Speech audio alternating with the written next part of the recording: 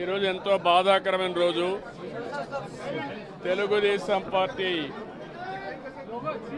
ఆవిర్భించినప్పటి నుంచి నిన్నటి వరకు చివరి శ్వాస ఉన్నంత వరకు పార్టీ కోసం పనిచేసిన వ్యక్తి పి సాయిబాబా గారు. ఆయన ఎన్టీ రామారావు గారు పార్టీ పెట్టినప్పుడు ఎన్టీఆర్ అభిమానిగా పార్టీలో చేరడం, అక్కడి నుంచి అనునిత్యం పార్టీ కోసం పనిచేయడం, పార్టీ కోసం ఎనలేని సేవలు అందించాడు. చివరి రోజుల్లో కూడా నడవలేని పరిస్థితిలో ఉంటే వీల్ చైర్లో వచ్చి పార్టీ ఆఫీసులో కూర్చొని పార్టీకి పనిచేశాడు. ఒక కమిట్మెంట్తో పనిచేసిన వ్యక్తి.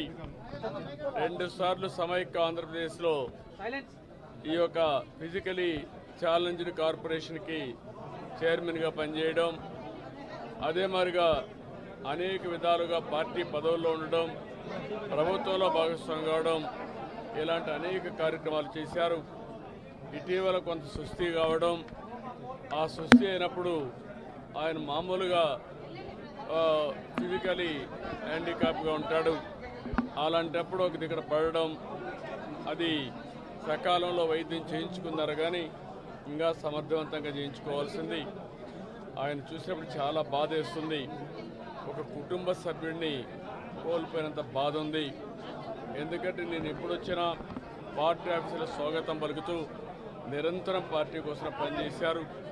పార్టీ అధికారంలో ఉన్నా అపోజిషన్లో ఉన్నా పార్టీయే కుటుంబంగా పనిచేసిన వ్యక్తి. ఆయనకు 3 కుమారులు, భార్య ఉంది. వారిని కూడా పరామర్శించాను. పార్టీకు ఆయన సొంతం కోసం ఏమాత్రం ప్రయత్నం చేయకుండా నిరంతరం పార్టీ కోసం పనిచేసిన వ్యక్తి. అందుకని ఆ కుటుంబానికి కూడా హామీ ఇచ్చాను. వాళ్ళకు కొన్ని సమస్యలు ఉన్నాయి, ఆ సమస్యలని పరిష్కారం చేసి మళ్ళీ ఆ కుటుంబాన్ని నిలబెట్టే బాధ్యత ఒక కుటుంబ పెద్దగా, తెలుగుదేశం పార్టీ అధినేతగా నేను తీసుకుంటాం.